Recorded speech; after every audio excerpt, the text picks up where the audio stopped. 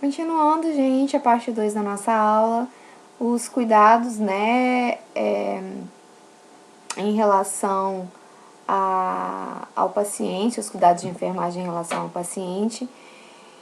Então, a gente vai estar orientando, como eu falei com vocês aqui, o paciente a fazer jejum antes da cirurgia. Por quê, né, gente? Geralmente o jejum tem que ser de 12 horas, em alguns casos até 6 horas também é admissível.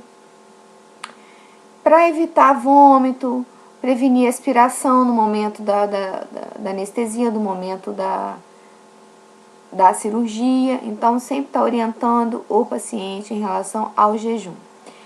Prevenção de complicações com relação à infecção.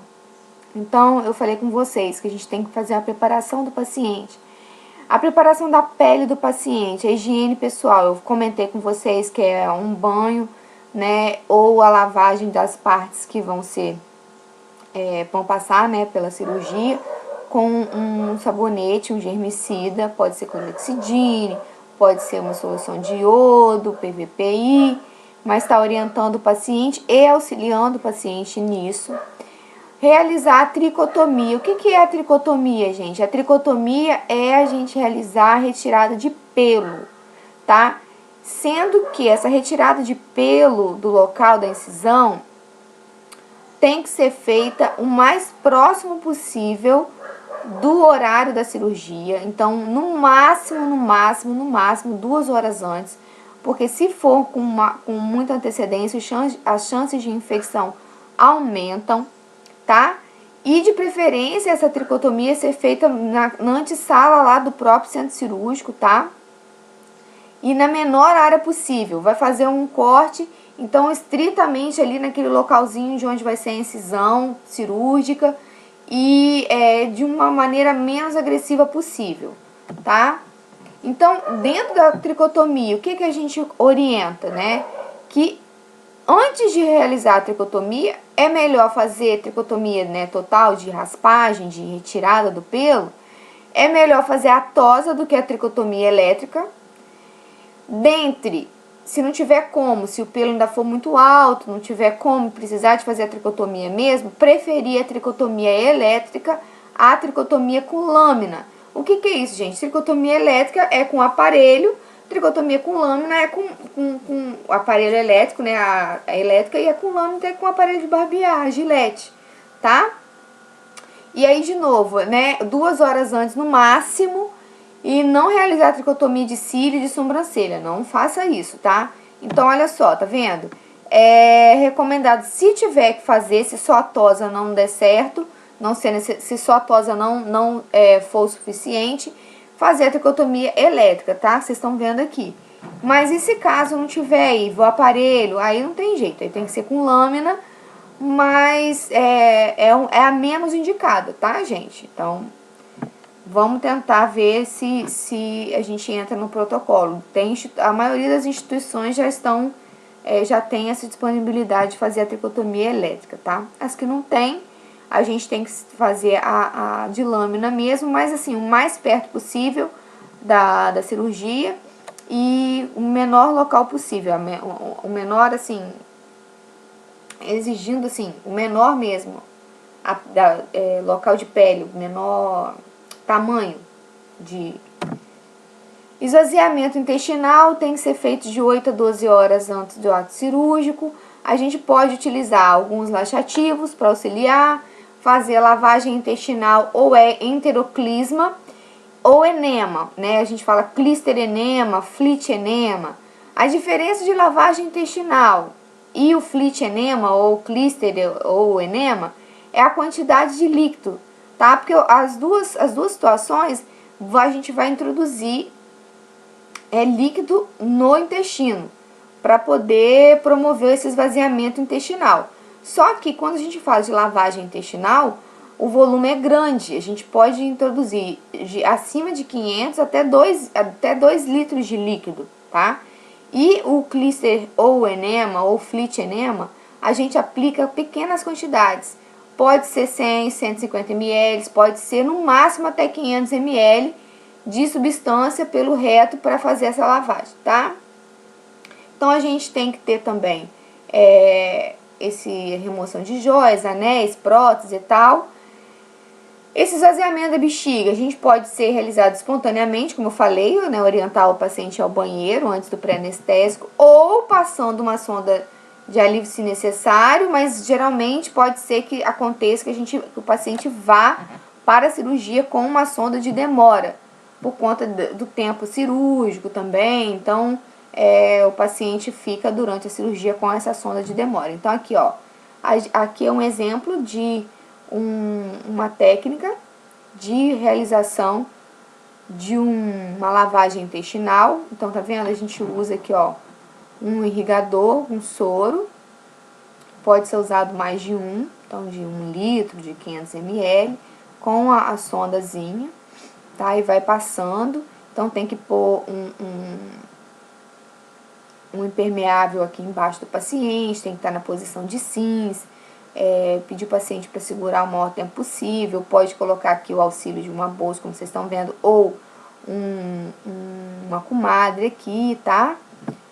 Aí o flitinema, tá vendo como que é diferente? Ó, é uma quantidade bem menorzinha de líquido e para ser introduzido.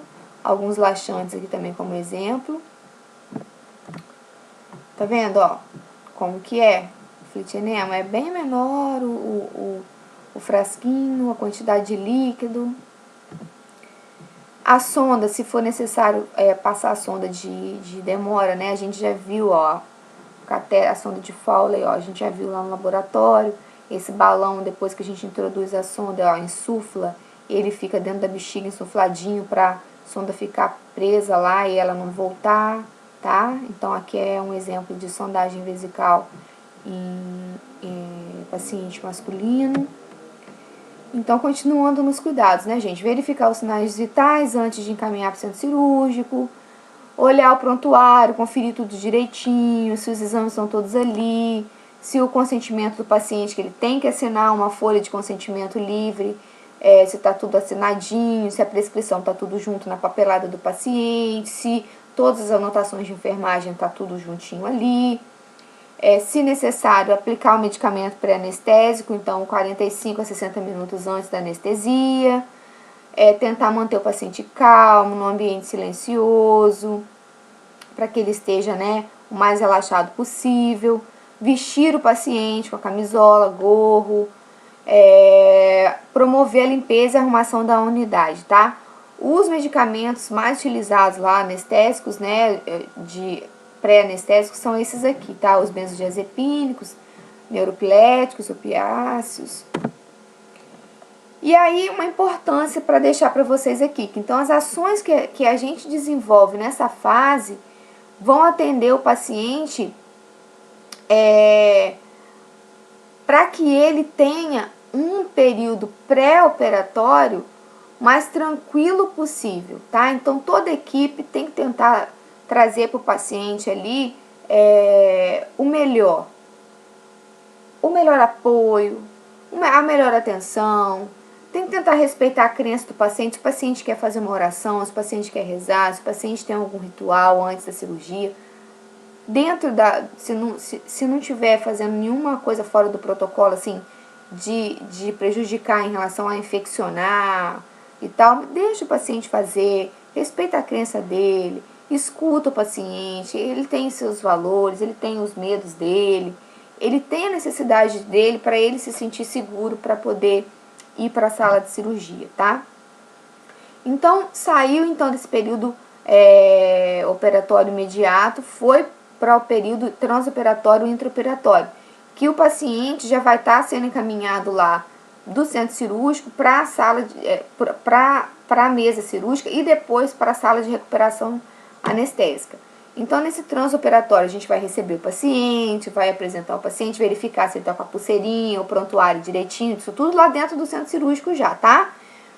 Confirmar se ele está em jejum, se está tudo certo, se tem alguma alergia, confirmar na papeleta, levar ele para a sala de cirurgia, colocar ele, né, na mesa de cirurgia de forma confortável.